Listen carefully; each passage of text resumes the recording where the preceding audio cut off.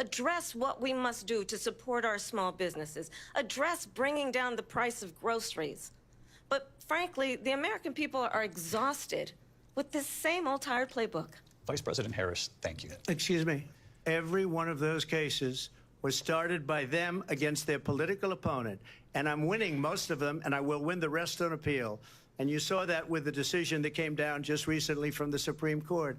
I'm winning most of them. But those are cases, it's called weaponization. Never happened in this country. They weaponized the Justice Department. Every one of those cases was involved with the DOJ, from Atlanta and Fani Willis to the Attorney General of New York and the DA in New York. Every one of those cases. And then they say, oh, he's a criminal. They're the ones that made them go after me. By the way, Joe Biden was found essentially guilty on the documents case. And what happened in my documents case? They said, oh, that's the toughest of them all. A complete and total victory. 2 months ago, it was thrown out. It's weaponization, and they used it, and it's never happened in this country. They used it to try and win an election. They're fake cases. President Trump, thank you. A really quick response here, Vice President Harris, on this notion of weaponization of the Justice Department. Well, let's talk about extreme and understand the context in which this election in 2024 is taking place. The United States Supreme Court recently ruled that the former president would essentially be immune from any misconduct if he were to enter the White House again.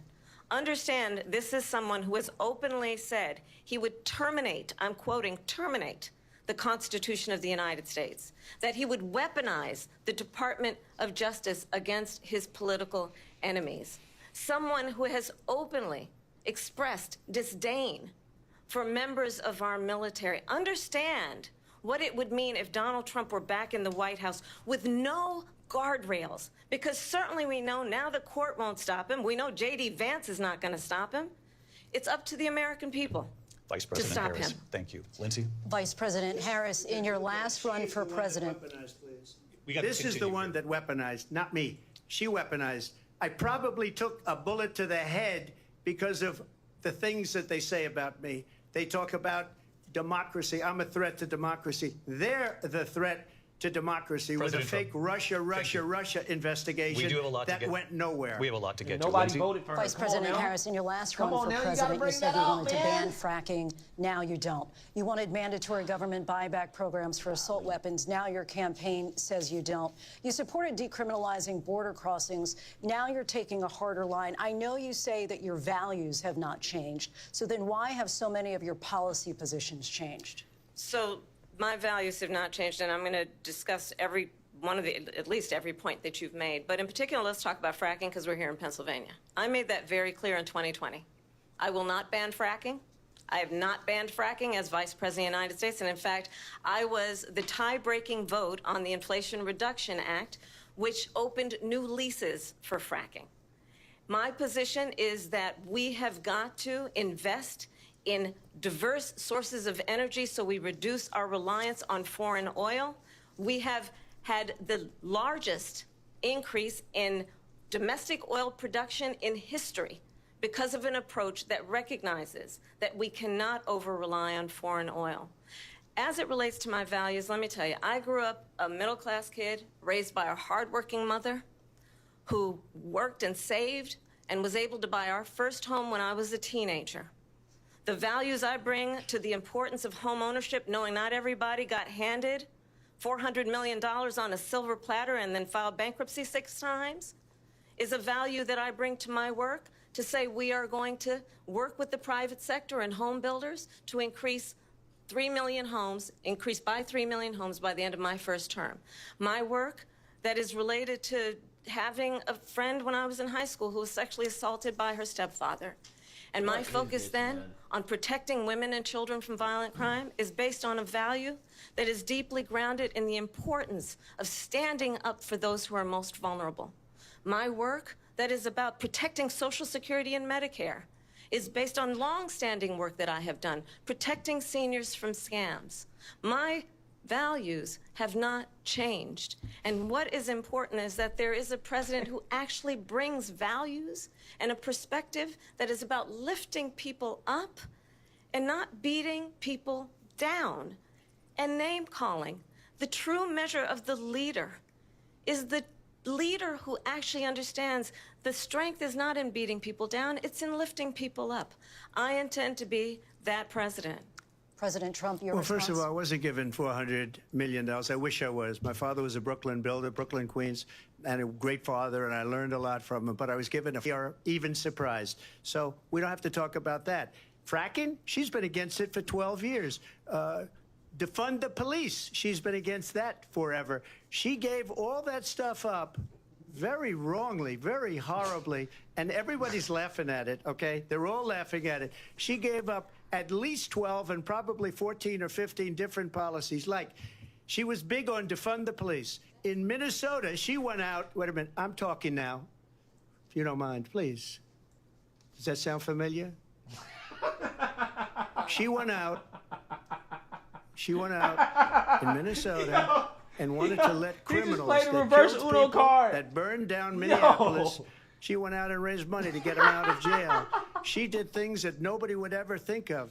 Now she wants to do transgender operations on illegal aliens that are in prison. Boom. This is a radical left liberal that would do this. She wants to confiscate your guns, and she will never allow fracking in Pennsylvania. If she won the election, fracking in Pennsylvania will end on day one. Just to finish one thing, so important in my opinion. So I got the oil business going like nobody has ever done before. When they took over, they got rid of it, started getting rid of it, and the prices were going up the roof. They immediately let these guys go to where they were. I would have been 5 times, 4 times, 5 times higher, because you're talking about 3.5 years ago. They got it up to where I was because they had no choice, because the prices of energy were quadrupling and doubling. You saw what happened to gasoline. So they said, let's go back to Trump. But if she won the election, the day after that election, they'll go back to destroying our country, and oil will be dead, fossil fuel will be dead, we'll go back to windmills, and we'll go back to solar, where they need a whole desert to get some energy to come out of. You ever see a solar plant? By the way, I'm a big fan of solar, but they take 400, 500 acres of desert President soil. Trump, we have a These lot are of not good issues things that for we the have to get environment to. that she We're out of time. understands. Thank you. Lindsay, thank you. We have an election in just 56 days. And I want to talk about the peaceful transfer of power, which, of course, we all know is a cornerstone of our democracy, and the role of a president in a moment of crisis. Mr. President, on January 6th, you told your supporters to march to the Capitol. You said you would be right there with them. The country and the world saw what played out at the Capitol that day, the officers coming under attack. Aides in the West Wing say you watched it unfold on television off the Oval Office. You did send out tweets, but it was more than 2 hours before you sent out that video message telling your supporters to go home. Is there anything you regret about what you did on that day? You just said a thing that isn't covered. Peacefully and patriotically, I said during my speech, not later on. Peacefully and patriotically. And nobody on the other side was killed. Ashley Babbitt was shot by an out-of-control police officer that should have never, ever shot her. It's a disgrace. But we didn't do this group of people that have been treated so badly. I ask, what about all the people that are pouring into our country and killing people that she allowed to pour in? She was the border czar, remember that. She was the border czar. She doesn't want to be called the border czar because she's embarrassed by the border. In fact, she said at the beginning, oh, I'm surprised you're not talking about the border yet. That's because she knows what a bad job they've done. What about those people? When are they going to be prosecuted? When are these people from countries all over the world, not just South America, they're coming in from all over the world, David, all over the world, and crime rates are down all over the world because of it. But let me just when ask are those, David, when are those people going to be prosecuted? When are the people that burned down Minneapolis going to be prosecuted? Or in Seattle? They went into Seattle. They took over a big percentage of the city of Seattle. When are those people going to be prosecuted? But let me just ask you. You might ask her that question. You were the president. You were watching it unfold on television. It's a very simple question as we move forward toward another election. Is there anything you regret about what you did on that day? Yes or no? I had nothing to do with that other than they asked me to make a speech. I showed up for a speech. I said, I think it's going to be big. I went to Nancy Pelosi and the mayor of Washington, D.C., and the mayor put it back in writing, as you know. I said, you know, this is going to be a very big rally or whatever you want to call it. And again, it wasn't done by me. It was done by others. I said, I'd like to give you 10,000 National Guard or soldiers. They rejected me. Nancy Pelosi rejected me. It was just 2 weeks ago. Her daughter has a tape of her saying she is fully responsible for what happened. They want to get rid of that tape. It would have never happened if Nancy Pelosi and the mayor of Washington did their jobs. I wasn't responsible for security. Nancy Pelosi was responsible. She didn't do her job. The question was about you as president, not about former Speaker Pelosi, but I do want Vice President Harris to respond here. I was at the Capitol on January 6th. I was the vice president-elect. I was also an acting senator. I was there. And on that day, the President of the United States incited a violent mob to attack our nation's capital, to desecrate our nation's capital. On that day, 140 law enforcement officers were injured, and some died. And understand, the former president has been indicted and impeached for exactly that reason. But this is not an isolated situation. Let's remember Charlottesville, where there was a mob of people carrying tiki torches, spewing anti-Semitic hate. And what did the president then at the time say? There were fine people on each side.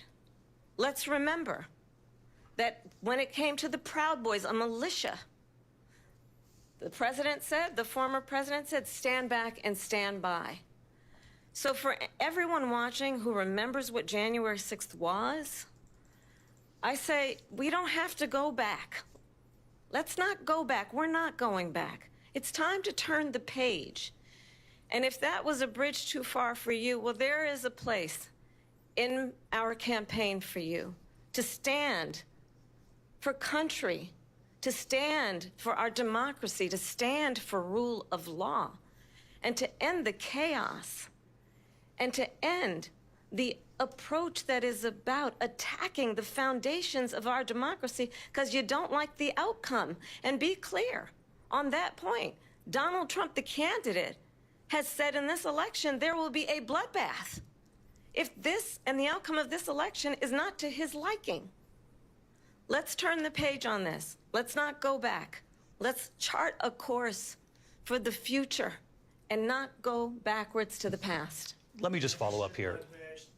It was a different term, and it was a term that related to energy because they have destroyed our energy business. That was where bloodbath was. Also, on Charlottesville, that story has been, as you would say, debunked.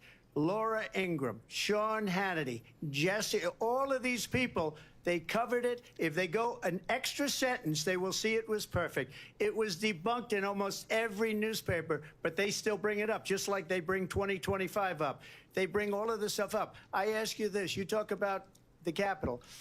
Why are we allowing these millions of people to come through on the southern border? How come she's not doing anything? And I'll tell you what I would do, and I would be very proud to do it.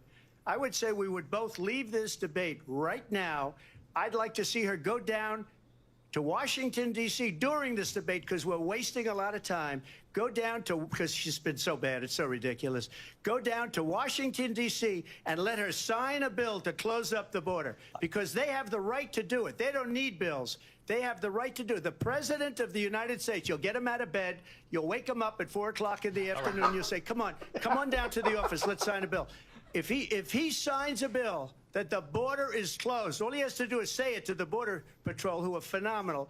If they do that, the border is closed. Mr. Those President, people are killing many people, unlike J6. We talked immigration here tonight. I do want to focus on this next issue to both of you because it really brings us this into focus, truth in these times that we're living in. Mr. President, for 3.5 years after you lost the 2020 election, you repeatedly falsely claimed that you won, many times saying you won in a landslide. In the past couple of weeks leading up to this debate, you have said, quote, you lost by a whisker, that you, quote, didn't quite make it, that you came up a little bit short. I said that? Are you now acknowledging that you lost in 2020? No, I don't acknowledge that at all. But I you said did that say sarcastically. You know that. It was said, oh, we lost by a whisker. That was said sarcastically. Look, there's so much proof. All you have to do is look at it. And they should have sent it back to the legislatures for approval. I got almost 75 million votes, the most votes any sitting president has ever gotten. I was told if I got 63, which was what I got in 2016, you can't be beaten. The election, people should never be thinking about an election as fraudulent. We need two things. We need walls, and we have to have it. We have to have borders, and we have to have good elections. Our elections are bad. And a lot of these illegal immigrants coming in, they're trying to get them to vote. They can't even speak English. They don't even know what country they're in practically. And these people are trying to get them to vote. And that's why they're allowing them to come into our country. I did watch all of these pieces of video. I didn't detect the sarcasm, lost by a whisker. We didn't quite make it. And we should just point out here as clarification, Dude, and you know what's this, up with this, you and man? your allies, 60 cases in front of many judges, many of them No Republican. judge looked at it. And said they there was said no we didn't have widespread fraud. standing. That's the other thing. They said we didn't have standing, a technicality. Can you imagine a system where a person in an election doesn't have standing? The Bruh. President of the United States doesn't have standing. The That's ABC how we lost. moderators are debating If you Trump. look at the facts, and I'd This is love what to have they're you, doing. you'll do a special on it. They're doing Kamala's I'll show job. you Georgia, and I'll show you Wisconsin, and I'll show you Pennsylvania, and I'll show you. We have so many facts and statistics, but you know what? That doesn't matter, because we have to solve the problem that we have right now. That's old news. And the problem that we have right now is we have a nation in decline, and they have put it into decline. We have a nation that is dying, David. Mr. President, thank you. Vice President Harris, you heard the president there tonight. He said he didn't say that he lost by a whisker. So he still believes he did not lose the election that was won by President Biden and yourself. But I do want to ask you about something that's come up in the last couple of days. This was a post from It's President now Trump 3v1. about this That's what upcoming it is right election now. just weeks away. He said, when I win, those people who cheated, and then he lists donors, voters, election officials, he says will be prosecuted to the fullest extent of the law, which will include long-term prison sentences. One of your campaign's top lawyers responded saying, we won't let Donald Trump intimidate us. We won't let him suppress the vote. Is that what you believe he's trying to do here? Donald Trump was fired by 81 million people. So let's be clear about that. And clearly he is having a very difficult time processing that. But we cannot afford to have a president of the United States who attempts, as he did in the past, to upend the will of the voters in a free and fair election. And I'm going to tell you that I have traveled the world as Vice President of the United States, and world leaders are laughing at Donald Trump. I have talked with military leaders, some of whom worked with you, and they say you're a disgrace. And when you then talk in this way in a presidential debate and deny what over and over again are court cases you have lost because you did, in fact, lose that election, it leads one to believe that perhaps we do not have in the candidate to my right the temperament or the ability to not be confused about fact. That's deeply troubling, and the American people deserve better. I'll give you 1 minute to respond, Mr. President. Let me just say about world leaders. Viktor Orban, one of the most respected men, they call him a strong man. He's a tough person, smart. Prime Minister of Hungary. They said, why is the whole world blowing up? 3 years ago it wasn't. Why is it blowing up? He said, because you need Trump back as president. They were afraid of him. China was afraid, and I don't like to use the word afraid, but I'm just quoting him. China was afraid of him. North Korea was afraid of him. Look at what's going on with North Korea, by the way. He said Russia was afraid of him. I ended the Nord Stream 2 pipeline, and Biden put it back on day one, but he ended the XL pipeline. The XL pipeline in our country, he ended that. But he let the Russians build a pipeline going all over Europe and heading into Germany, the biggest pipeline in the world. Look, Viktor Orban said it. Yo, he said these the faces most from Kamala, respected, honestly, most feared person they're is really Donald pissing me Trump. off. Like, we had no problems very when Trump off-putting. was president. But when this weak, pathetic man that you saw at a debate just a few months ago, that if he weren't in that debate, he'd be running instead of her. She got no votes. He got 14 million votes. What you did, you talk about a threat to democracy. He got 14 million votes, and they threw him out of office. And you know what? I'll give you a little secret. He hates her. He can't stand her. But he got 14 million votes. They threw him out. She got 0 votes. And when she ran, she was the first one to leave because she failed. and now she's running. I don't understand it, but Mr. I'm President, okay with it Mr. because President, your time is I think up. we're Thank going to you. do very well. We've got a lot more to get to. Turning now Yes. to the Israel-Hamas war and the hostages who are still being held, Americans among them. Vice President Harris, in December, you said, quote, Israel has a right to defend itself, but you added, quote, it matters how, saying international humanitarian law must be respected. Israel must do more to protect innocent civilians. You said that 9 months ago. Now an estimated 40,000 Palestinians are dead. Nearly 100 hostages remain. Just last week, Prime Minister Benjamin Netanyahu said there's not a deal in the making. President Biden has not been able to break through the stalemate. How would you do it? Well, let's understand how we got here. On October 7, Hamas, a terrorist organization, slaughtered 1,200 Israelis. Many of them young people who were simply attending a concert. Women were horribly raped.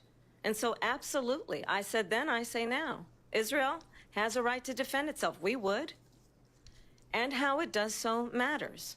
Because it is also true, far too many innocent Palestinians have been killed. Children, mothers. What we know is that this war must end. It must end immediately, and the way it will end is we need a ceasefire deal and we need the hostages out. And so we will continue to work around the clock on that. Work around the clock, also understanding that we must chart a course for a two-state solution. And in that solution, there must be security for the Israeli people and Israel, and in equal measure for the Palestinians. But the one thing I will assure you always, I will always give Israel the ability to defend itself, in particular as it relates to Iran and any threat that Iran and its proxies pose to Israel. But we must have a two-state solution where we can rebuild Gaza, where the Palestinians have security, self-determination, and the dignity they so rightly deserve. President Trump, how would you negotiate with Netanyahu and also Hamas in order to get the hostages out and prevent the killing of more innocent civilians in Gaza? If I were president, it would have never started. If I were president, Russia would have never, ever, I know Putin very well, he would have never, and there was no threat of it either, by the way, for 4 years, have gone into Ukraine and killed millions of people when you add it up, far worse than people understand what's going on over there. But when she mentions about Israel, all of a sudden, she hates Israel. She wouldn't even meet with Netanyahu when he went to Congress to make a very important speech. She refused to be there because she was at a sorority party of hers. She wanted to go to the sorority party. She hates Israel. If she's president, I believe that Israel will not exist within 2 years from now. And I've been pretty good at predictions, and I hope I'm wrong about that one. She hates Israel. At the same time, in her own way, she hates the Arab population because the whole place is going to get blown up. Arabs, Jewish people, Israel. Israel will be gone. It would have never happened. Iran was broke under Donald Trump. Now Iran has $300 billion because they took off all the sanctions that I had. Iran had no money for Hamas or Hezbollah or any of the 28 different spheres of terror. And they are spheres of terror, horrible terror. They had no money. It was a big story, and you know it. You covered it very well, actually. They had no money for terror. They were broke. Now they're a rich nation, and now what they're doing is they're spreading that money around. Look at what's happening with the Houthis and Yemen. Look at what's going on in the Middle East. This would have never happened. I will get that settled and fast, and I'll get the war with Ukraine and Russia ended. If I'm president-elect, I'll get it done before even becoming president. Vice President Harris, he says you hate Israel. That's absolutely not true. I have my entire career and life supported Israel and the Israeli people. He knows that. He's trying to, again, divide and distract from the reality, which is it is very well known that Donald Trump is weak and wrong on national security and foreign policy. It is well known that he admires dictators. This should be an wants easy to be layup, a dictator on day one, according to Easy himself. layup, no wars on us. It is well Easy known layup. that he said of Putin Come on now. that when Russia went into Ukraine, it was brilliant. It is well known he exchanged This is an love easy layup letters for with Trump. Kim He Jong-un. gotta And it is You got to strike back absolutely on well this. known This is too easy. that these dictators and autocrats are rooting for you to be president again because they're so clear they can manipulate you with flattery and favors. And that is why so many military leaders who you have worked with have told me you are a disgrace. That is why we understand that we have to have a president who is not consistently weak and wrong on Vice national President security, Harris. including the importance of upholding and respecting in highest regard our military. Vice President Harris, Come on, thank you. Trump. Easy. And she's the one that caused it. That's weak on national security by allowing every nation last month for the year, 168 different countries sending people into our country. Their crime rates are way down. Putin endorsed her last week, said, I hope she wins. And I think he meant it, because what he's gotten away with is absolutely incredible. It wouldn't have happened with me. The leaders of other countries think that they're weak and incompetent, and they are. They're grossly incompetent. And I just ask one question. Why does Biden go in and kill the Keystone Pipeline and approve the single biggest deal that Russia's ever made, Nord Stream 2, the biggest pipeline anywhere in the world going to Germany and all over Europe? Yo, her facial because they're expressions weak to every and they're single ineffective. answer. And Biden, by the way, President gets paid Trump, a lot of money. Thank you. We have a lot of issues to get to. We'll be right back with much more of this historic Wow. ABC News presidential debate from the National Constitution Center right here in Philadelphia. Back in a moment. Wow. Wow. Okay, so we got a lot to recap. Okay, we got a lot to recap. Now, in regards to how the debate is going overall, personally, I think that for Kamala Harris, she's not laying an egg, but she's not having a spectacular performance. Okay, she's very scripted, and her facial expressions are really turning me off. Right now, I try to think about it from the perspective of the average person, in the sense that how could the average person interpret what's happening? What happened to Joe Biden at the debate, I think, that really hurt him more than anything was the visual, more so than what he was saying. I mean, everybody knows that he's old and that he's decrepit and that he's mentally deteriorating, right? Everybody knows that. With Kamala Harris, on the other hand, I think that she's going to face the same problem that Biden faced, in the sense that, optically speaking, those fake facial expressions are a real turnoff. Like, it is so obvious that she practiced and acted out those facial expressions as a part of her debate prep, because she makes the exact same facial expressions no matter what Trump is saying throughout the whole debate. It is very creepy. Like, it's really creepy. Okay, like, honestly, I'm sitting here and it makes it hard for me to focus, because she's creeping me out, right, with the facial expressions. It doesn't matter what Trump says, right? She just shakes her head. Like, for example, Trump accidentally said that she doesn't support defund the police, until he corrected himself in a few sentences later, right? He accidentally said that. She was just shaking her head because by default, that's what she was coached to do. She's not actually listening to anything that Trump is saying. She's just shaking her head and then responding with talking points. Now, the problem here for Trump is that Trump is not hitting her on easy comebacks that he should be levying against Kamala Harris, okay? And part of the reason why is because he is falling for some of her bait, right? For example, when she started talking about crowd sizes when talking about immigration, I think that's what it was about, right? The topic was not about crowd sizes, but that's what she started talking about, because she knew that Trump would take up some of his time. Instead of attacking her on her disastrous record, he would start talking about crowd sizes. And that's exactly what he did. Okay, so that's a problem, okay? And I'm just being honest with you guys. I'm telling you, like, my honest opinion about how it's going.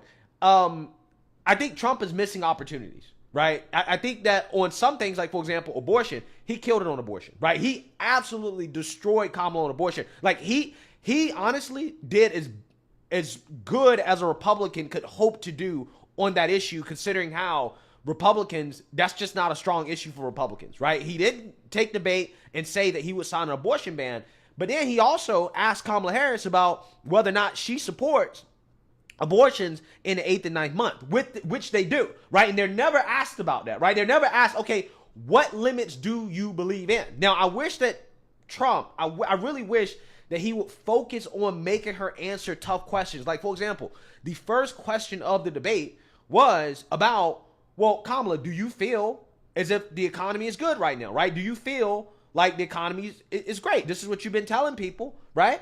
Do you feel like you've done a good job? She didn't answer the question. But Trump didn't really hold her accountable for answering the question, right? And that's the problem. Trump has to turn things around and make her answer tough questions. She's not answering tough questions. That's the problem, okay? So that's something that has to be fixed. But I really think that, honestly, a lot of that is neutralized by the fact that Kamala Harris, she just looks weird, right? She's not saying anything spectacular. She's obviously coached. She's very scripted. And optically speaking, like, it is really, really, really weird and creepy, okay, to see the way that she's clearly acting when it comes to everything that Trump says, right? So that's a big problem, okay? I really do think that optically speaking is just not going to be a good look, and I think it's turning people off. It makes people, I think it just makes it hard to really, I guess, like, believe what she's saying, right? She seems so fake and phony with everything that she's saying, right? Also, on top of that, the debate has now become 3v1. Kamala Harris repeated the false claim about the Charlottesville both sides thing. ABC decided not to fact check her. Why is ABC not fact checking Kamala Harris when they're literally fact checking Trump on sarcasm, right? I mean, this dude that is hosting the ABC debate, the moderator, he literally tried to fact check Trump on whether or not he was sarcastic about whether or not he believes he won the election. They're fact checking Trump on sarcasm, but yet they let Kamala Harris lie, and they don't fact check her. So now all of a sudden you have a debate where they are basically all debating Trump, and the moderators are doing the job that Kamala Harris. You have said you would solve this war in 24 hours. You said so just before the break tonight. How exactly would you do that? And I want to ask you a very simple question tonight. Do you want Ukraine to win this war?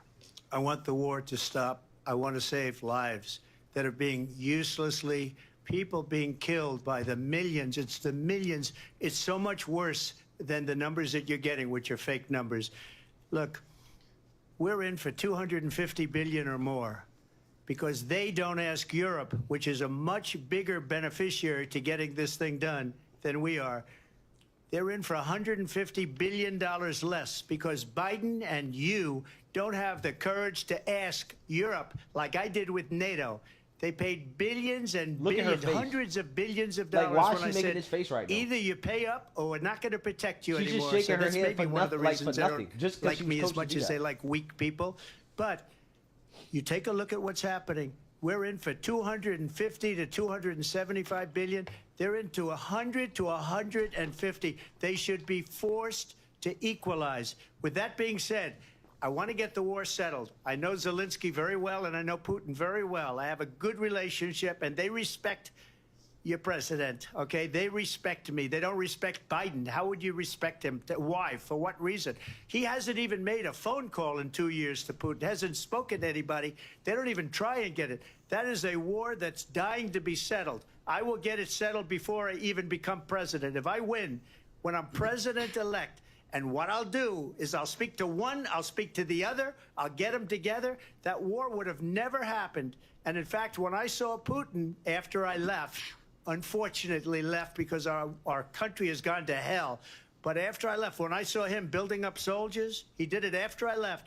I said, oh, he must be negotiating. It must be a good, strong point of negotiation. Well, it wasn't, because Biden had no idea how to talk to him. He had no idea how to stop it. And now you have millions of people dead, and it's only getting worse, and it could lead to World War III. Don't kid yourself, David. We're playing with World War III, and we have a president that we don't even know if he's... Where is our president? We don't even know if he's a president. And just to clarify they here... threw him out of a campaign like a dog. We don't even know. Is he our president? But we have a president, Mr. President, that doesn't know he's alive. Your time is up.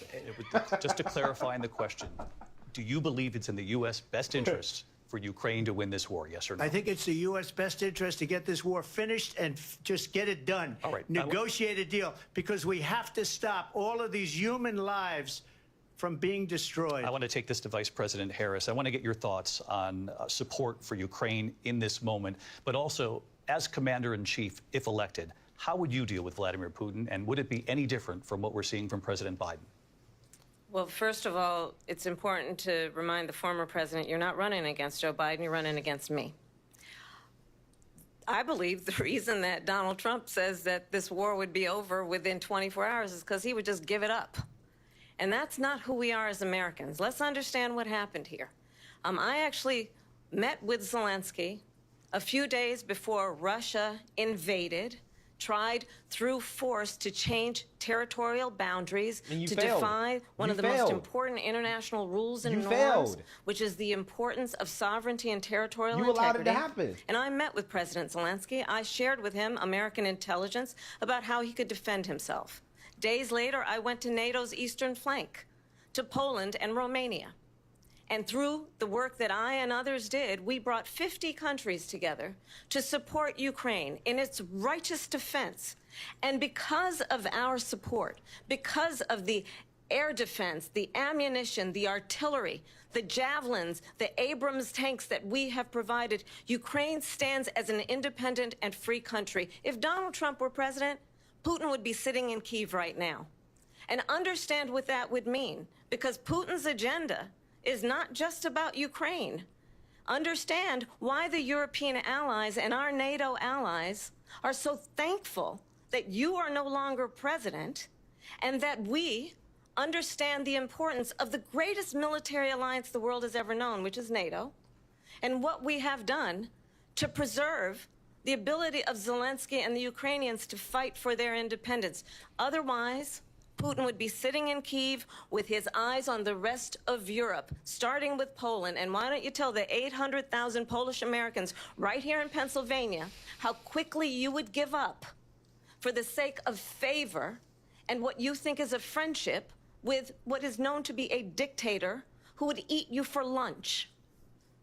Vice President Harris, thank you. We've heard from both of you on Ukraine tonight. Afghanistan came up in the last hour. I wanted her to respond to something you said earlier, and please, I'll give you a minute here. Putin would be sitting in Moscow, and he wouldn't have lost 300,000 men and women, but he would have been sitting in Moscow. Quiet, please. He would have been sitting in Moscow, much happier than he is right now. But eventually, you know, he's got a thing that other people don't have. He's got nuclear weapons. They don't ever talk about that. He's got nuclear weapons. Nobody ever thinks about that. And eventually, maybe he'll use them, and maybe he hasn't been that threatening, but he does have that. Something we don't even like to talk about. Nobody likes to talk about it.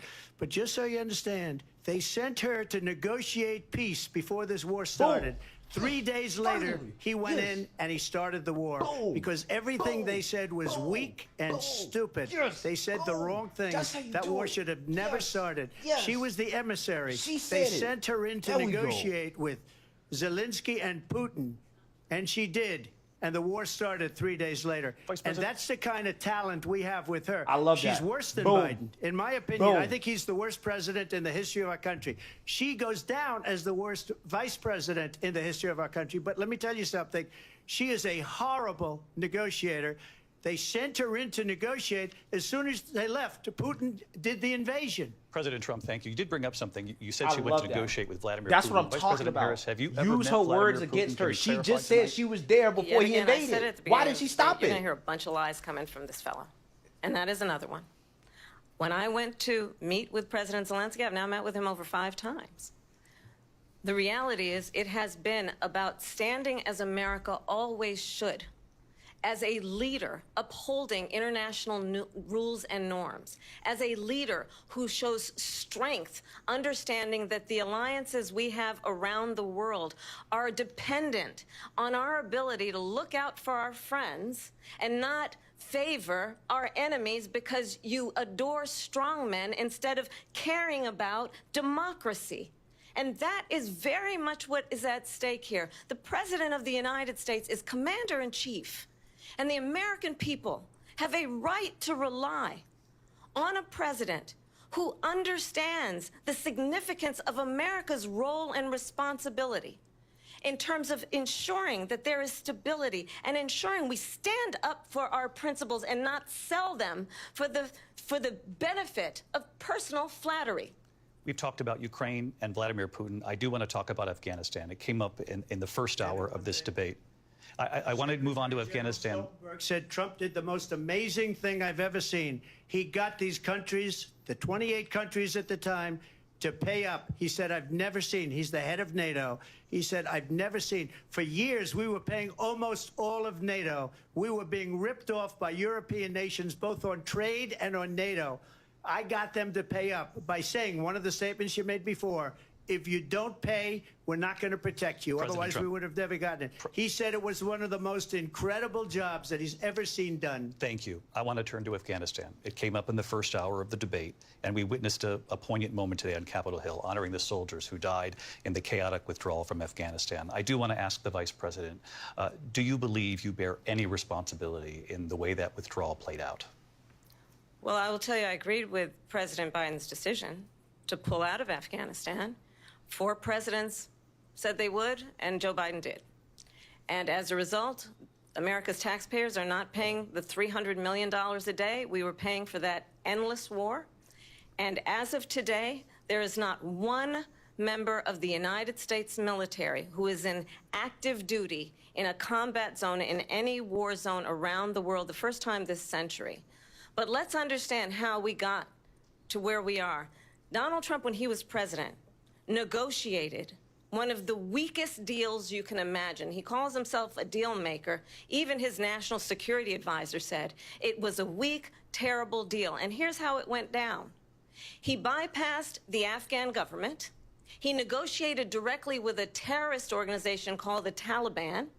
The negotiation involved the Taliban getting 5,000 Taliban terrorists released. And get this, and the president at the time invited the Taliban to Camp David, a place of storied significance for us as Americans, a place where we honor the importance of American diplomacy, where we invite and receive respected world leaders. And this former president, as president, invited them to Camp David because he does not, again, appreciate the role and responsibility of the President of the United States to be commander-in-chief with a level of respect. And this gets back to the point of how he has consistently disparaged and demeaned members of our military, fallen soldiers, and the work that we must do to uphold the strength and the respect of the United States of America around the world. Vice President Harris, thank you. President Trump, your response to her saying that you began the negotiations with the Taliban. So if you take a look at that period of time, the Taliban was killing our soldiers, a lot of them, with snipers. And I got involved with the Taliban because the Taliban was doing the killing. That's the fighting force within Afghanistan. They don't bother doing that because, you know, they deal with the wrong people all the time. But I got involved. And Abdul is the head of the Taliban. He is still the head of the Taliban. And I told Abdul, don't do it anymore. You do it anymore, you're going to have problems. And he said, why do you send me a picture of my house? I said, you're going to have to figure that out, Abdul. And for 18 months, we had nobody killed. We did have an agreement negotiated by Mike Pompeo. Yo. It was a very good agreement.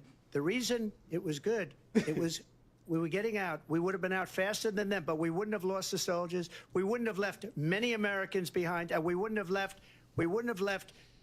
$85 billion worth of brand new, beautiful military equipment behind. And just to finish, they blew it. The agreement said you have to do this, and they didn't do it. They didn't do it. The agreement was terminated by us because they didn't do what they were supposed to do. I want to move on. And these people did the worst withdrawal, and in my opinion, the most embarrassing moment in the history of our country. And by the way, that's why Russia attacked Ukraine, because they saw how incompetent she and her boss are.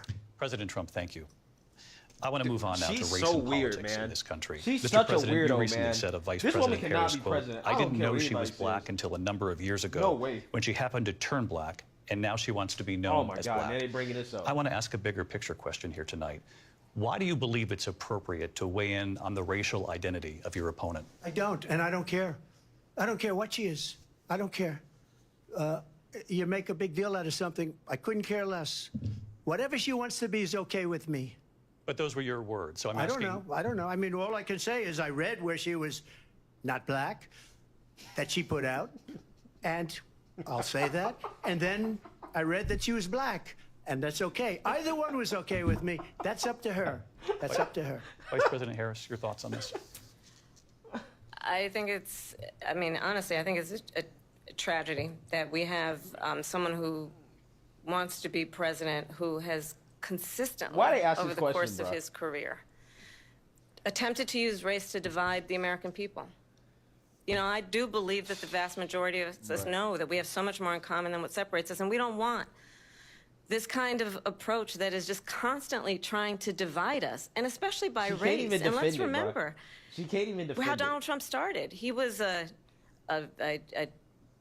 land, he owned buildings, and he was investigated because he refused to rent property to black families. Here we go.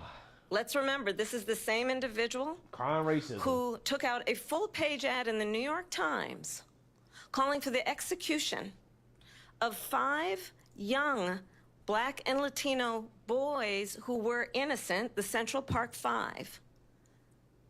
Took out a full-page ad calling for their execution. This is the same individual who spread birther lies about the first black president of the United States. And I think the American people want better than that, want better than this, want someone who understands, as I do, I travel our country. We see in each other a friend. We see in each other a neighbor. We don't want a leader who is constantly trying to have Americans point their fingers at each other. I meet with people all the time who tell me, can we please just have discourse about how we're going to invest in the aspirations and the ambitions and the dreams of the American people? Knowing that regardless of people's color or the language their grandmother speaks, we all have the same dreams and aspirations and want a president who invests in those, not in hate and division. Vice President Harris, thank you. Lindsay? President Trump, this is now your 3rd time. This is the most divisive presidency in the history of our country. There's never been anything like it. They're destroying our country, and they come up with things like what she just said. Going back many, many years, when a lot of people, including Mayor Bloomberg, agreed with me on the Central Park 5, they admitted, they said, they pled guilty. And I said, well, if they pled guilty, they'd badly hurt a person, killed a person ultimately. And if they pled guilty, then they pled, we're not guilty. But this is a person that has to stretch back years, 40, 50 years ago, because there's nothing now. I built one of the greatest economies in the history of the world, and I'm going to build it again. It's going to be bigger, better, and stronger. But they're destroying our economy. They have no idea what a good economy is. Their oil policies, every single policy. And remember this, she is Biden. You know, she's trying to get away from Biden. I don't know the gentleman, she says. She is Biden. The worst inflation we've ever had, a horrible economy because inflation has made it so bad, and she can't get away with that. Thank you. Your time is up, Lindsay. I want to respond to that, though. I want to just respond briefly. Clearly, I am not Joe Biden, and I am certainly not Donald Trump. And what I do offer is a new generation of leadership for our country, one who believes in what is possible, one who brings a sense of optimism about what we can do instead of always disparaging the American people. I believe so in what we fake, can bro? do to Oh my strengthen goodness. our small businesses, which is why I have a plan. Let's talk about our plans and let's compare ideas, their hard work. I have a plan, $6,000 for young families for the first year of your child's life to help you in that most critical stage of your child's development. I have a plan that is about allowing people to be able to pursue what has been fleeting in terms of the American dream by offering a help with down payment of $25,000 down payment assistance for first-time home buyers. That's the kind of conversation, I believe, David, that people really want tonight, as opposed to a conversation that is constantly about belittling and name calling. Let's turn the page Vice President and move Harris, forward. thank you. Let's turn to policy. President Let's Trump, turn we back to have policy. to move on. President Trump. Let's turn to policy, She please. has a plan to defund the police. She has a plan to confiscate everybody's gun. President Trump, she we has do a have to plan move to on to not other allow issues. fracking in Pennsylvania or anywhere else. Okay. That's Thank you, what Mr. her President. plan is. I'm sorry, we're I just going need to to move on, respond Vice one President time Harris. to what he has President said Trump, this is multiple now times. your Yes. third time running for president. You have long vowed to repeal and replace the Affordable Care Act, also known as Obamacare. You have failed to accomplish that. You now say you're going to keep Obamacare, quote, unless we can do something much better. Last month, you said, quote, we're working on it. So tonight, 9 years after you first started running, do you have a plan, and can you tell us what it is? Obamacare was lousy health care, always was. It's not very good today. And what I said, that if we come up with something, and we are working on things, we're going to do it and we're going to replace it. But remember this, I inherited Obamacare because Democrats wouldn't change it. They wouldn't vote for it. They were unanimous. They wouldn't vote to change it. If they would have done that, we would have had a much better plan than Obamacare. But the Democrats came up. They wouldn't vote for it. I had a choice to make when I was president. Do I save it and make it as good as it can be, never going to be great, or do I let it rot?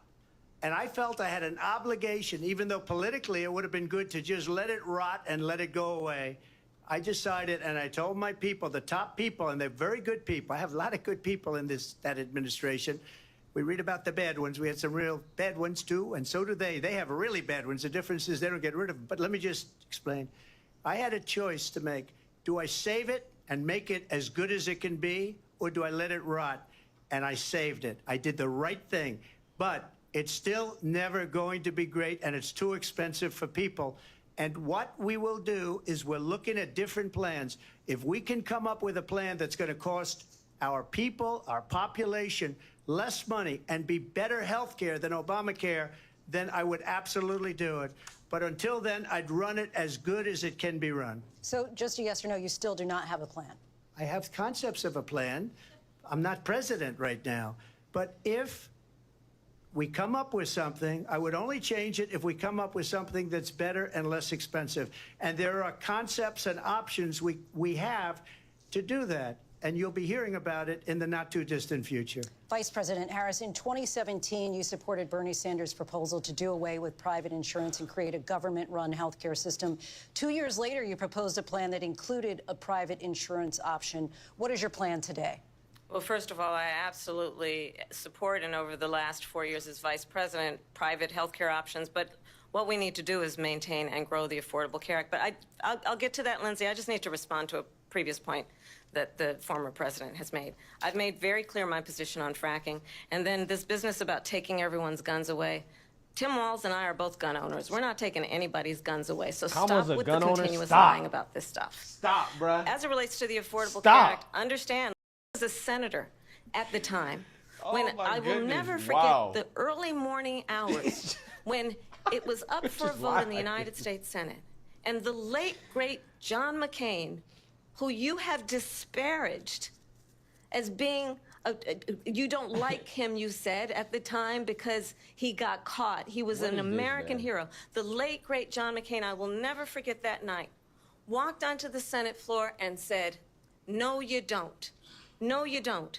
No, you don't get rid of the Affordable Care Act. You have no plan. And what the Affordable Care Act has done is eliminate the ability of insurance companies to deny patients. Since I've been vice president, we have capped the cost of prescription medication for seniors at $2,000 a year. And when I am president, we will do that for all people, understanding that the value I bring to this is that access to health care should be a right and not just a privilege of those who can afford it. And the plan has to be to strengthen the Affordable Care Act, not get rid of it, Vice pass as President prologue Harris, thank in terms you. of where Donald Trump stands on that. I want to move to an issue that's important for a She lot made of... a mistake. Number one, John McCain fought Obamacare for 10 years.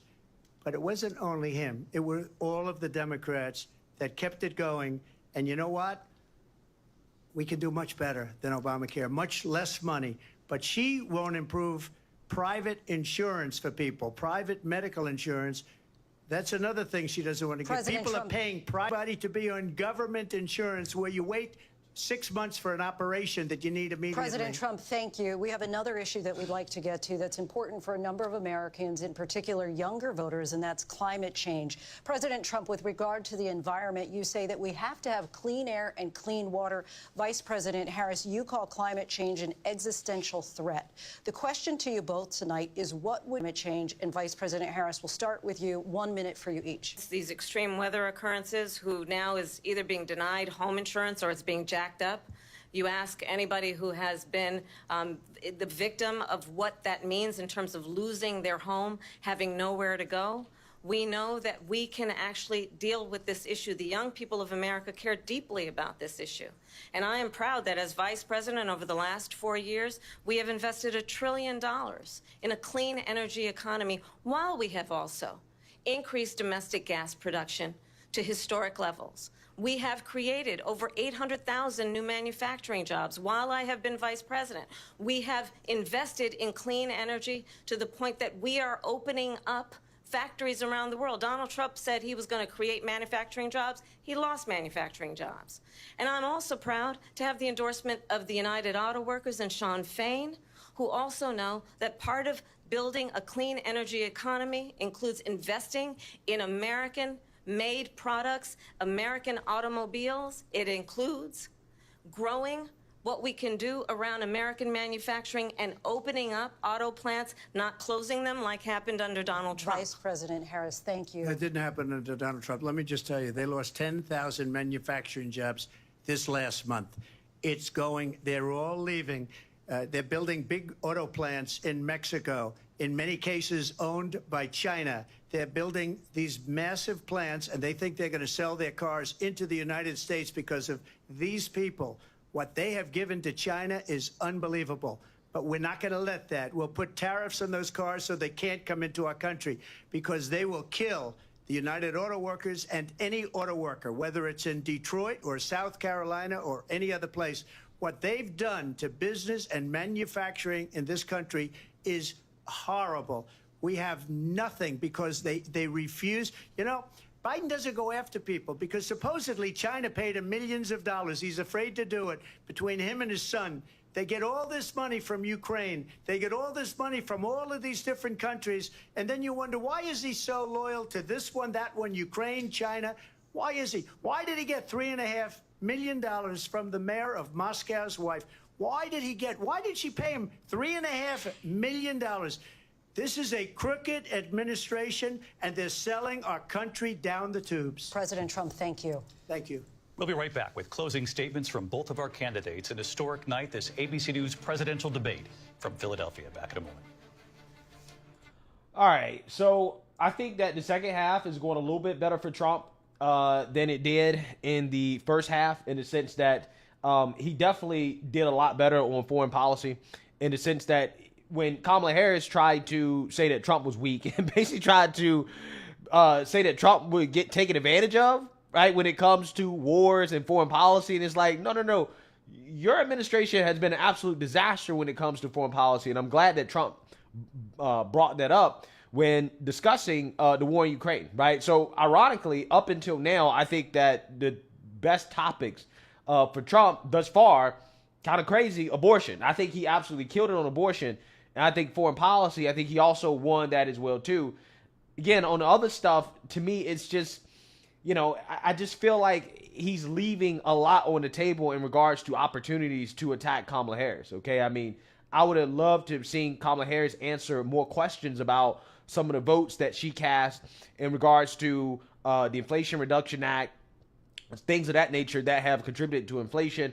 I would love to see Kamala Harris answer questions about her unrealized capital gains tax, which is something that Trump should have brought up. Like, yeah, you got a plan, but your plan is Looney Tunes, right? You have an ultra progressive plan. You want to tax unrealized capital gains, and you want to tax tips, right? Which is what you did in the Inflation and Reduction Act until you decided to steal my idea. Things like that, I feel like Trump is missing an opportunity. Also, got rid of all his executive orders, right? He should have said, okay, well, if you guys are so tough, if you're going to close the border, then you can do it right now with the executive orders, which is what he said, right? He basically said that, but he has to talk about how they specifically repealed his executive orders the first day they got into office, right? So it's stuff like that that I wish Trump would have really hit Kamala on harder. And I think that is my main issue with the debate thus far. But Kamala is coming off so fake and so phony that I really think that to the average person, honestly, I think it's a wash, right? I don't think it really moves the needle, right? Trump's not losing any support at this point, okay? Trump is not losing any support, okay? That's not going to happen. Kamala has a lot to lose. And I don't think she really gained that much in this debate, to be honest with you, because I don't think she's done that well.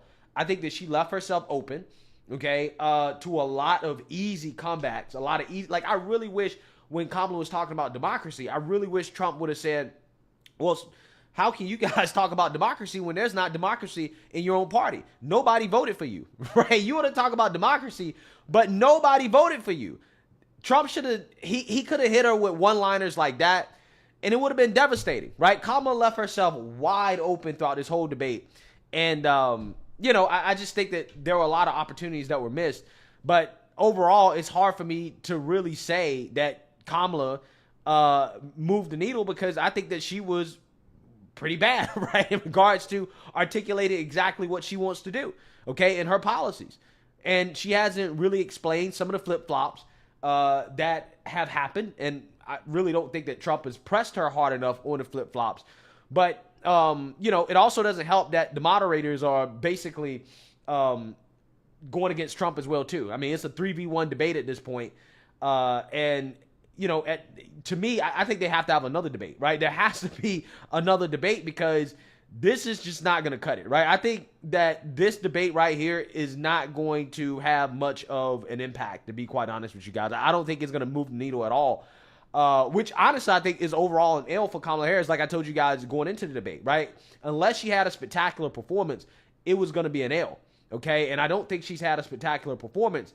I don't think Trump has had a spectacular performance either, but I think that he's done enough to basically make it a wash, right? And, you know, if it's a wash, then I think that that's ultimately an L for Kamala, because you already see the momentum in Trump's favor, right? Trump hasn't said anything tonight that he hasn't said at past debates. Kamala hasn't said anything about Trump that nobody has heard before in regards to criticisms. Everybody has heard the criticisms of Trump, right? So the things that she's saying, it doesn't really, it's not really going to hit home for a couple reasons. One, we've already heard it, right? It's just recycled talking points from the liberal media, right? It sounds like she watched ABC and then did this debate, right? She watched MSNBC then did this debate.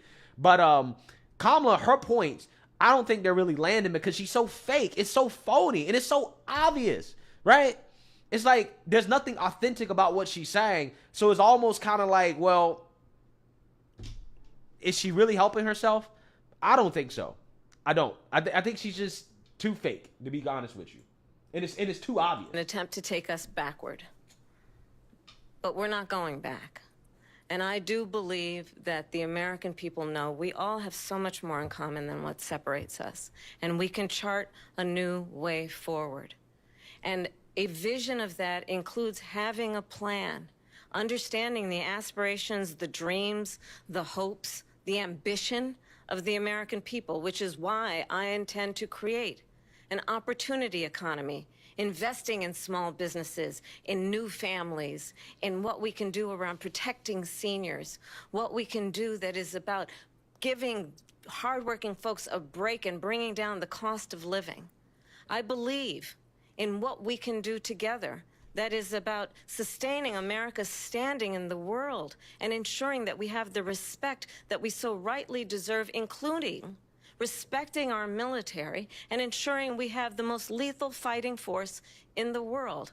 I will be a president that will protect our fundamental rights and freedoms, including the right of a woman to make decisions about her own body and not have her government tell her what to do. I'll tell you, I started my career as a prosecutor. I was a DA, I was an attorney general, a United States senator, and now vice president. I've only had one client, the people. And I'll tell you, as a prosecutor, I never asked a victim or a witness, are you a Republican or a Democrat? The only thing I ever asked them, are you okay? And that's the kind of president we need right now. Someone who cares about you and is not putting themselves first. I intend to be a president for all Americans. and focus on what we can do over the next 10 and 20 years to build back up our country by investing right now in you, the American people. Vice President Harris, thank you. President Trump? So she just started by saying she's going to do this, she's going to do that, she's going to do all these wonderful things. Why hasn't she done it? She's been there for 3.5 years. They've had 3.5 years to fix the border. They've had 3.5 years to create jobs and all the things we talked about. Why hasn't she done it? She should leave right now, go down to that beautiful White House, go to the Capitol, get everyone together and do the things you want to do, but you haven't done it, and you won't do it because you believe in things that the American people don't believe in. You believe in things like we're not going to frack, we're not going to take fossil fuel, we're not going to do things that are going to make this country strong, whether you like it or not. Germany tried that, and within 1 year, they were back to building normal energy plants. We're not ready for it. We can't sacrifice our country for the sake of bad vision. But I just ask one simple question. Why didn't she do it? We're a failing nation. We're a nation that's in serious decline. We're being laughed at all over the world. All over the world, they're laughed. I know the leaders very well. They're coming to see me. They call me. We're laughed at all over the world. They don't understand what happened to us as a nation. We're not a leader. We don't have any idea what's going on. We have wars going on in the Middle East. We have wars going on with Russia and Ukraine. We're going to end up in a third world war, and it'll be a war like no other because of nuclear weapons, the power of weaponry. I rebuilt our entire military. She gave a lot of it away to the Taliban. She gave it to Afghanistan. What these people have done to our country, and maybe toughest of all, is allowing millions of people to come into our country. Many of them are criminals, and they're destroying our country. The worst president, the worst vice president in the history of our country. President Trump, thank you. And that is our ABC News presidential debate from here in Philadelphia at the National Constitution Center. I'm Lindsay Davis. And I'm David Muir. Thank you for watching here in the U.S. and all over the world, and from all of us here at ABC News. Good night.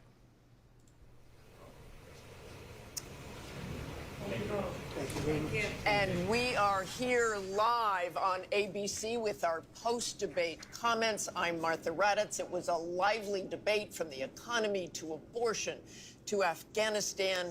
They had it all, and it was historic, John Carl, fiery. Wow. Wow. Wow. That was quite a debate. And I'm Jonathan Carl here with, of course, Mary Bruce and Rachel Scott. Our reporters across the news division have been updating our live blog, looking at some of the... So here's the thing. I'll tell you guys what I think, and I may decide to listen in and see what the mainstream liberal media thinks, and then kind of go with there. So this is what I think. Overall, I think it was a wash.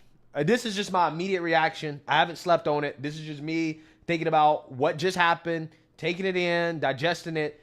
And my immediate reaction is that it was a wash. Okay, I don't think that this debate moved the needle in a positive direction for either candidate, right? I don't think that Kamala Harris won. Okay, I think honestly, overall, it being a wash is honestly an L for Kamala because ultimately she has more to lose, and she should have had a better performance, right? She had to have a spectacular performance considering how this is her first exposure to a broader audience, right? Outside of the people that, watch mainstream liberal media all the time and that watch her rallies or whatever, which, is probably not that many people, but still, right? This is her exposure to the world, and she didn't lay an egg, okay? She didn't lay an egg, but she also wasn't spectacular. So ultimately, I think it was an L, okay? And part of the reason why I think it was an L for her, even though the debate was a wash, is because of her facial expressions. Like, I really cannot get over just how scripted this woman was. Like, I'm actually very uncomfortable knowing how fake and phony Kamala Harris is, right? It doesn't matter what she said. The fakeness and the phoniness just made me feel like I can't believe a thing that comes out of this woman's mouth, right? I can't even believe the expressions on her face. I can't even believe her body language because all of it is manufactured and forced, right? She literally responded to everything Trump said, whether it was right or wrong, okay, with the same facial expressions. The whole night. It was very weird, right? It was extremely weird. And I really believe that turned a lot of people off, okay? I really believe that cost her a lot, okay? That fake acting throughout the whole debate, yeah, I think that was a problem, a big problem, okay? I don't think that she articulated herself well in regards to what she wants to do, okay? Her actual plans. I don't think, right? Especially on the economy. She has no clue on the economy whatsoever. This is why she wouldn't even answer the first question. In fact, she didn't answer any questions throughout the whole debate. The whole debate, she was avoiding answering any question. I don't think she answered one question directly, to be quite honest with you. I really don't. I really don't. So I think a couple things. Kamala didn't answer any questions. Her clear fake and phony attitude, I think, really hurt her because the answers that she did give, I don't think were convincing. So honestly, again, I think that's ultimately why it was a wash. And because it was a wash, I think ultimately it's an L for her. Okay, because again, with Trump, everybody's already seen this from Trump, right? There's nothing that Trump said. There's nothing that was said about Trump that's any different than what we've already heard. Okay, my biggest problem with Trump is the fact that he didn't take advantage of the clear and obvious openings that were available all night to really hammer Kamala Harris. He did not put her on defense enough. Kamala Harris should have been answering questions about her flip-flopping on her border policies. Like, why is it that not one time throughout this debate it was brought up that Kamala Harris wanted to decriminalize illegal immigration?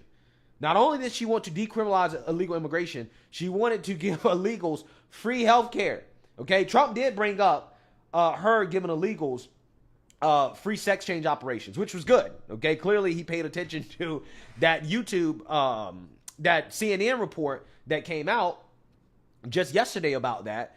But he really had an opportunity to make her answer questions about, okay, if you believe this stuff about being tough on the border, why did you say this in 2019? What happened? Why did you change your mind? Okay, Kamala Harris did not talk enough tonight, right? Trump talked too much. Kamala Harris didn't talk enough, right? And that was a big problem, okay? Big problem. So ultimately, I think it was a wash. I think that there should be a second debate. And I'm hoping that if there is a second debate, which at this point, I think that Kamala Harris may choose not to do it, right? I don't think that she wants to do another debate. But there has to be a second debate, I think, because this just wasn't good enough, right? It wasn't good enough. And we also need another network that's not so biased, right? I really wish that they would do a debate on Fox News.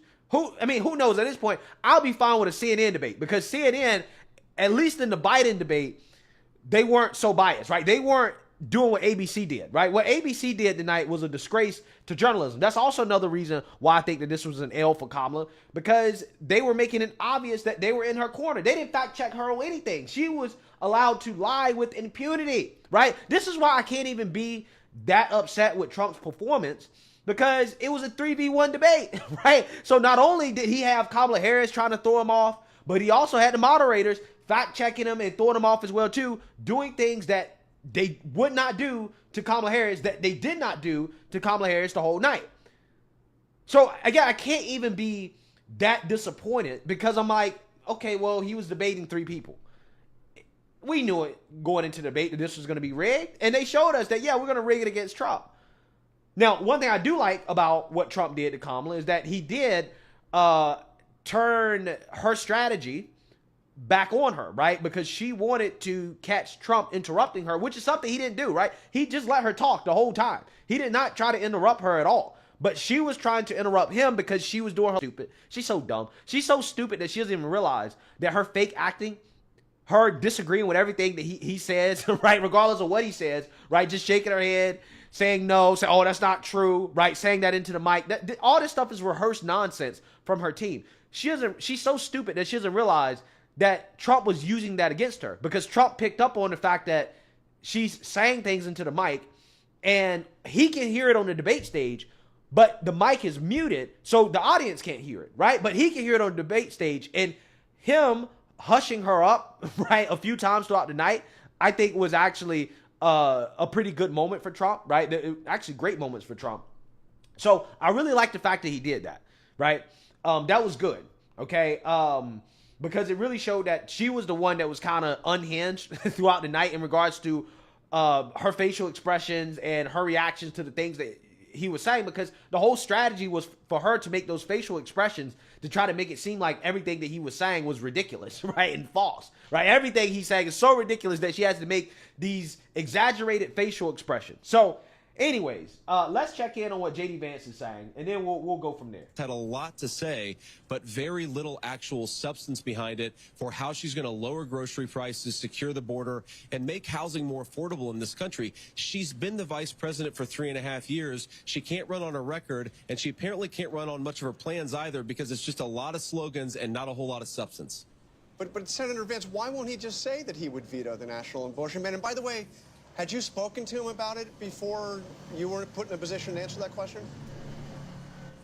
No, I hadn't spoken to him about it because, again, Donald Trump thinks the question is absurd because he doesn't support a national abortion ban, and he's been explicit about it. And, John, I think that it's so preposterous for the media to focus so much on an issue where Donald Trump has been crystal clear and not on the fact that people can't afford groceries and housing because of Kamala Harris's policies. This election is actually quite simple, and Kamala Harris and apparently the media would like to distract Americans on issues, by the way, that Donald Trump's been crystal clear about, but they're not talking nearly enough. This debate didn't talk nearly enough about the fact that Americans are struggling because they can't afford groceries, they can't afford housing, and a lot of their kids are dying of fentanyl overdoses because Kamala Harris has let the Mexican drug cartels take over the southern border. This is a disgrace, Senator, what's going on in our country, John, and we could do so much better if we just had better leadership. We've got the best workers, the most beautiful country, the best natural resources, but Kamala Harris's leadership is squandering the great benefits of this country. It's why we've got to get back to Donald Trump's leadership.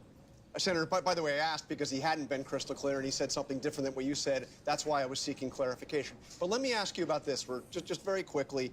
I heard Donald Trump before this debate describe Kamala Harris as, I'll just read a few of them, a low IQ individual. Okay, this is nonsense from the media here.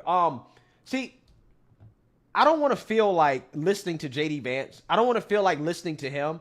Like, if he was on that debate stage versus Kamala, I feel like I would walk away from that debate saying, wow, J.D. Vance absolutely destroyed Kamala, right? That's how I feel right now, okay? Like, I feel like if you would have put Tulsi on stage, J.D. Vance, Vivek, right? I really feel like I would feel a lot different about how that debate went, and I really don't like that feeling. I really don't, okay? So, you know, it's just one of those things where I'm listening to J.D. Vance, I'm like, if only Trump had articulated the rebuttals and the answers the way that J.D. Vance is doing right now, we'd be having a much different conversation. But, you know, then again, you know, it was a 3v1 debate, right? Who knows? Maybe Trump didn't want to hit her too hard because the media is going to boohoo, whine, and cry sexism and bigotry, racism. I don't know, right? I'm just saying that listening to J.D. Vance go over it is almost like, okay, well, again, I wish all these things were said during the debate. So let's check in on some other liberal media outlets and see what people are saying. Let's see. But in the end, we all know what we knew before, that ABC's goal tonight was to help Kamala Harris. Yeah, that is and what they ABC did help Kamala Harris. Now, did Donald Trump miss a few opportunities? Absolutely. Did she miss a few opportunities? Yes, she did, especially when he said, you're right, I fired those people because I fire people who are incompetent. I thought that was one of the strongest moments of the debate. There's very little accountability in all of government, and this has happened across administrations. So I think in the end, if the steel workers in Pennsylvania want to keep their jobs, if the auto workers in Michigan want to keep their jobs, they see this debate and they see one person standing up for them, and it's still Donald Trump. But Britt, you know, you look at the CNN interview with Dana Bash that she does alongside her nominee, Tim Walz. This is a different person who was well prepped, absolutely well prepared, had answers, and knew where she was going. Not only a different person from the person she was in that interview on CNN, but a different person from the absolute dunderhead so many of us thought she was during her conduct as vice president, when she would come out with these ludicrous statements that started nowhere and ended in midair. Unburdened by the past. Unburdened by common sense. And here she was tonight. She was composed. She was prepared. She kept her cool. She saw advantages. She took them. She baited him successfully, which was the story of the debate, in my view. So she came out ahead in this, in my opinion, no doubt. Now, whether it'll move the needle in the race, very few things seem to, but that remains to be seen. What are you going to say? Does it move the needle, though? It may or may not. But think about this. Most people didn't know her. They heard the lead up that she was going to be unprepared, that she was a cackler, that she had mismanaged things. You watch this tonight and you don't know much about this. You say, all right, when am I going to see that person? Because you saw a different person this evening. Now, this is delusion. This is delusion. You did not see a different person this evening. What you saw from Kamala Harris was a scripted fake actor. That's what you saw from Kamala Harris. You did not see some super competent, super qualified, very successful vice president that is now ready to take the job of president of the United States. That's not what you saw, right? Anybody that is talking about Kamala Harris having a strong performance, you didn't watch the debate. Her performance was not strong. She left herself wide open on a lot of things. Again, you had ABC basically, debating in her favor, right? Debating for her against Trump. So I guess, for her, it was, pretty easy to go up there and just say scripted stuff. But it's so obviously scripted that you cannot come away from this debate. You can come away from this debate saying, okay, Trump could have done better, right? I understand that. But to say that Kamala Harris did a spectacular job is just not true. It's not true, right? So I don't agree with that. Because there was a lot of buildup to this moment. Yeah. There was a lot of buildup. The question is, how many people watched for how long? And how much did it move this race? Because it's as tight a race as we have ever seen in this country. Yeah, and last time we sat here, Joe Biden was running against President Trump. So who knows what's going to happen next? Thank you all for... Did something great for every parent in America. She put the bully in his place. Yeah, I can't add more to what you guys have said using political terms such as butt whooping. But Harris hacked Donald Trump tonight, and we talked earlier, I mentioned, being unconventional, which he has been all these years, doesn't mean he's unpredictable. And it turned out she could use the Mad Libs of triggers of everything he's ever talked about or been bothered by and use them in a formula that was to first talk about an attack line he might have said to her, take a topic she was weak on, and follow it up with a trigger for him, and then watch him spin himself in circles trying to defend it. And at the start of this conversation, at the start of the night, we talked about who's going to look like an incumbent versus who's going to look like a challenger.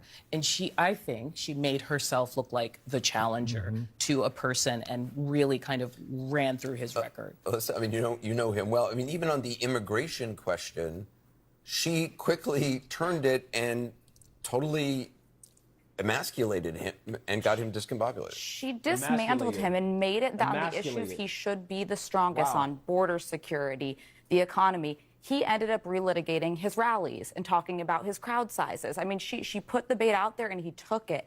And I'm hearing from Republicans, because I'm trying to think from the perspective of, okay, if you're a Trump viewer at home, what are you thinking? Sitting Republican lawmakers who objectively think she won the debate, but also that the mask is starting to slip with Donald Trump. That this is the man who projects himself as strong, as in command. All right. I don't think that this analysis is accurate, right? I think that what they're trying to do is that they're trying to play it up as a definitive victory for Kamala Harris, even though they all know that it wasn't, right?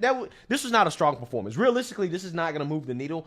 But what they're going to do is that they're going to use this as an excuse for there not to be another debate. They're going to say, Trump was so unhinged, it was so bad that there shouldn't be another debate, right? And they're going to hope that that helps Kamala Harris in the polls enough to get her across the finish line. You can already see the move coming from a mile away. So I'm waiting to see what Republicans are going to say. What is the actual Republican response, not the fake Republican response?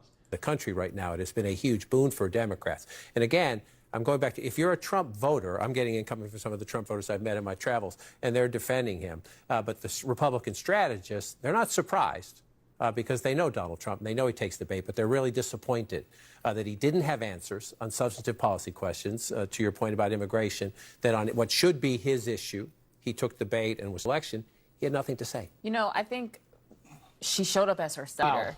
She can prosecute the case. About, she is saying because it was so fake to say that she showed up as herself. Again, you can say that Trump didn't have his best night, but to say that Kamala Harris showed up as herself and that she had a strong night, that's not accurate either. in Georgia. First, the gender gap is massive. It's about a 20-30 point gender gap on her responses.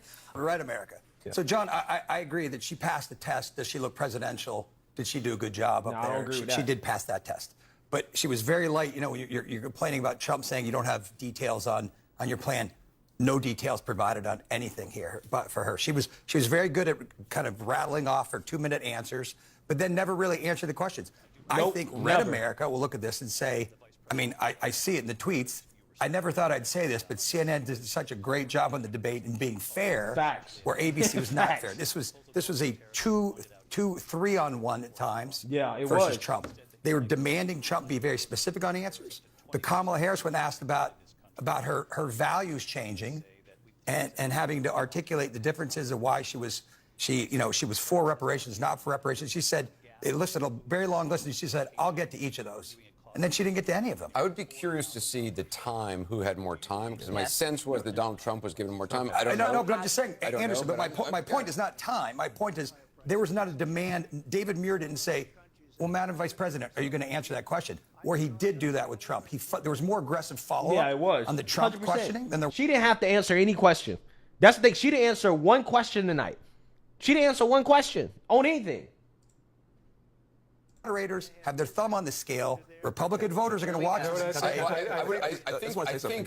think it was 2 very specific questions, like yes or no. Is there anything you regret about January 6th? No answer. Well, then how about this? How about this? When she was pressed, and I thought this was particularly disgusting for me. When she was pressed on Afghanistan, she didn't say, "Yeah, I regret that 13 young men and women died there." And I regret that I did not, in the 3.5 years as vice president, meet with their families. She didn't. I mean, she didn't say that, Scott. and nobody followed up on that. And that is disgusting to me. Look, I agree with David that you're going to hear some carping from Republicans about, this wasn't a debate, it was a trial, and there were 3 prosecutors. Definitely going to hear that. But it is a little hard to complain about the refs when you're not making your own jump shots. Exactly. Yeah. Exactly. And the first 15 minutes of this debate, he won. The questions were on the economy. He had it right. He had it right on inflation. Even on the tariff question, I think he had it right. Yeah, he did good on that, too.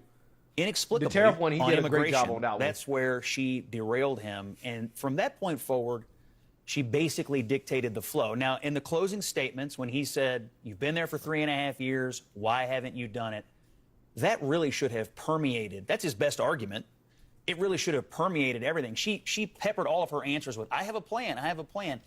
He should have retorted every time, you've been there 3.5 years. That seems like the only thing they worked out in advance, that he had sort of in his mind, okay, this is something we're going to say. But look, she did not put a lot of meat on the bones. I agree she passed the competency test. She did tell some of her own lies, and she left some things out there. But overall, she dictated the flow. I want to go to Caitlin Collins in the debate spin room with Pennsylvania Governor Josh Shapiro. Caitlin?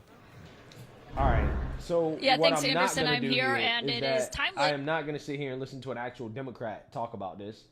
I mean, look, at this point, I personally think that, it was a wash, personally. Let's actually listen to a Republican talk about this, and then I think I'm going to wrap it up.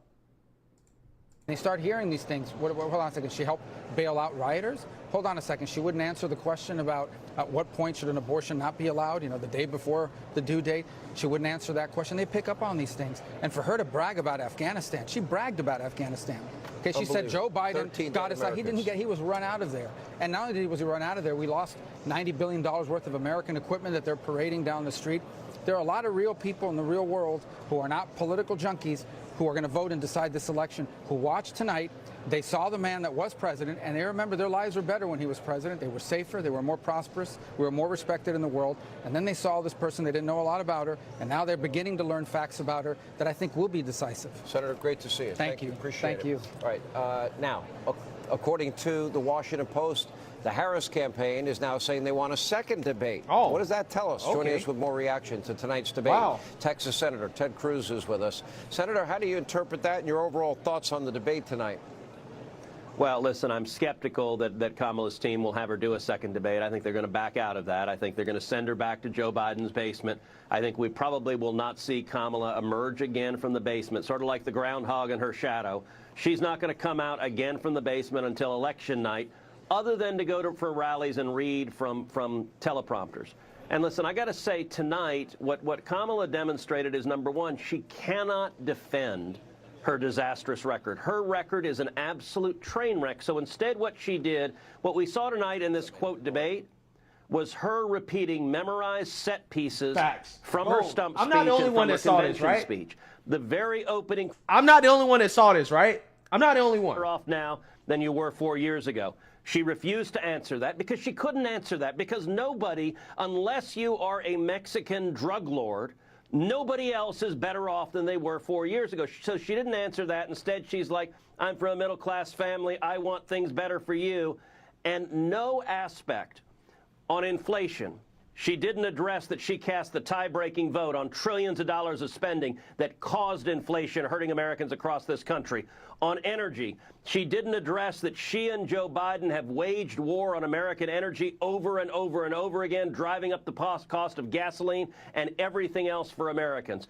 On the border, she didn't address her own personal responsibility, the invasion, the crime, the murders, the women sexually assaulted, the children brutalized. She didn't take responsibility for any of that. And then on foreign policy, I actually thought on foreign policy she was the weakest.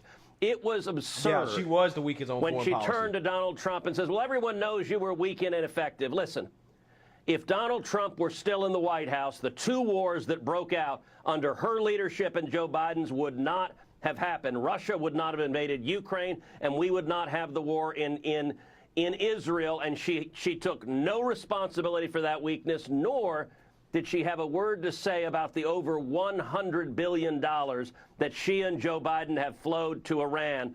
All of her records she ran away from, and I got to say, the ABC moderators were complicit in her running a completely fact-free debate performance. I think that's well said, Senator. I mean, and there's so much that we don't understand. Defund, dismantle, reimagine, ICE, the police, the mini-app. They wanted to talk about January 6th. There was 600 riots in the summer of 2020. Yeah, she tweets out the Minnesota Bail Fund 4 days after the police precinct is burned. And, you know, they won't stop. They shouldn't stop. We're not going to stop. All things that she said. 18 to 24-year-olds are stupid. Abolish the filibuster to pass the Green New Deal. Inflation is transitory. The border's secure. We're proud of Bidenomics. The country needs to be woke. We'll never deport illegals. And now we're going to give free sex change operations to convicted felons and illegal immigrants. How's that going to go over in your state of Texas? I would imagine not so well. Look, it goes over terribly. But what you just did, what I just did, is what the Trump campaign needs to do between now and Election Day, which is lay out the actual facts of her record, because she won't confront them. So for example, on abortion, she said, no, I'm not for late-term abortions, 8 and 9 month abortions. Well, she has voted for legislation that would legalize abortion up until the moment of birth. When she says, I don't know what you're talking about, abortion after birth, well, Kamala Harris voted against the Born Alive Infant Protection Act, which says that if in the course of an abortion a baby is alive, is breathing, is outside the womb, you can't just kill the baby. She voted no. And so her actual record needs to be systematically laid out when it comes to crime.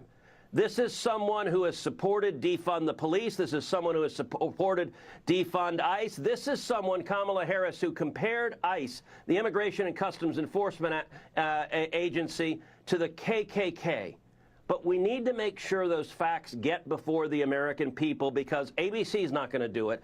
The corporate media is not going to do it. And listen, her radical record is radical the same way my opponent, Colin Allred, who's running against me, both of them vote repeatedly in favor of open borders. Both of them vote for trillions of dollars of spending we don't have. Both of them vote for the war against oil and gas and American energy. Both of them vote in favor of defunding the police. That's their record. But I got to tell you, the left right now, they are flooding money to Kamala Harris. They're flooding money to my opponent because they want to deceive the American people. Both Kamala Harris and my opponent are running ads with Donald Trump's border wall in it, even though both of them have opposed it their entire careers. The hypocrisy is enormous, which is why we need to bring the facts back up and prosecute this case on the merits. Yeah. So, all right, Senator Ted Cruz. At this point, I I think we've all kind of come to a conclusion about this debate, at least initially. I don't know if it'll move the needle. I don't think that it will. I think it's interesting that Kamala Harris and her team are already proposing a second debate. I think that is bait. Now, in regards to whether or not they really want to do it, again, it's funny because I thought that if they thought that the first debate was a victory, they wouldn't do any more debates, right? They'd say, oh, well, we don't need to do any more debates because we basically won the first one. We're done, right? But apparently they want to do a second debate. So I personally think if they want to do a second debate, Trump should say, okay, let's do it on Fox News. And if she does not accept a Fox News debate, because this ABC debate was rigged against Trump. I mean, everybody can see that this was totally rigged, right? It was 3v1. But then again, like Scott Jennings said, yeah, you can complain about the refs, but Trump, he missed some jump shots, some layups, to be quite honest with you. Not just jump shots, layups. But regardless of that, okay, the next debate has to be on Fox News. It has to be on a network that is not going to do that, right? I don't even trust CNN to handle the next debate, even though they did a good job with Biden. They wanted to get Biden out on purpose, right? So, you know, maybe they didn't feel the need to help Biden as much as they helped Kamala tonight, the liberal media.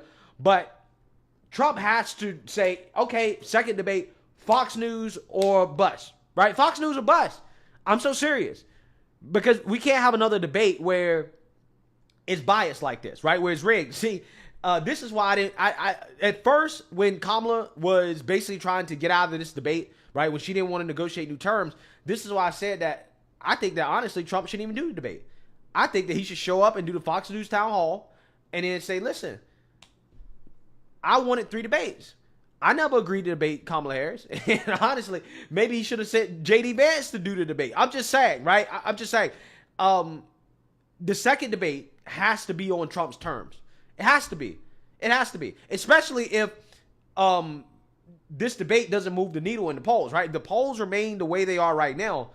It's probably best for Trump to just, you know, put his foot down and say, no, we're doing the debate on Fox News or there's no debate, right? I mean, any network outside of ABC or CNN or NBC, like, there has to be a debate off of one of those platforms, right? You cannot debate on all those platforms every single time. They're rigged, okay? It's too obvious.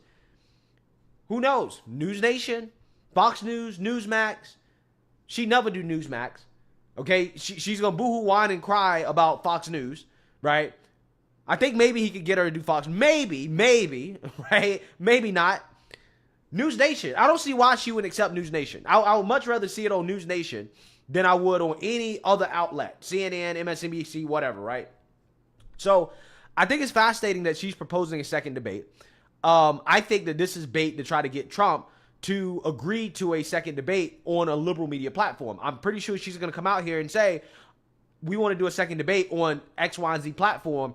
And then all of a sudden in liberal media, they're going to do their jobs and try to make it seem like, oh, that's the official debate offer. And Trump has to accept that offer or else he's running, right? They're not going to allow Trump to negotiate his terms, as he should, on the second debate. They're not going to allow him to do that. So I think that's why they're putting out this second debate as bait to Trump to say, hey, you need to debate us on our rules right now, okay? You need to do that or else you're scared, right? This is what they're doing, right? They're trying to control the narrative right after the debate because they probably feel good about the performance enough to the point where they say, okay, well, let's have another rigged debate in our favor. And I don't think that Trump should fall for that. I think Trump should come out here and say, yes, I want to do a second debate, but on Fox News. If it's not done on Fox News or News Nation or whatever network that's not the liberal media, right, the mainstream liberal media, then I'm not going to do it. And let the chips fall where they may, to be honest with you. That's what should happen because we can't have another debate like this. We can't. This is not in Trump's favor to continue to have debates where the moderators are going to debate Trump along with Kamala Harris. I mean, I think that the moderators had more comebacks for Trump than Kamala Harris did, right? The moderators were debating Trump better than Kamala was debating Trump. Kamala did not do a good job tonight, okay? Most of the attacks that Trump took were coming from the moderators, not even Kamala. That's the crazy part about it. That's the frustrating part about it. So, no, we can't have that again. Okay, we can't have that again. And I think the way to do that is to demand that it's on Fox News. So that's my takeaway. I personally think that I would like to see another debate. It just cannot be on these terms. Ultimately, I don't think it's going to move the needle as of right now, but we will see. So with that being said, I'm going to go ahead and call it a night. I'm going to eat, going to go to bed, sleep on it, wake up tomorrow, and start covering the news as per usual. So let me know what you guys think. Make sure you like, comment, and subscribe. Most importantly, share a Black conservative perspective. Peace.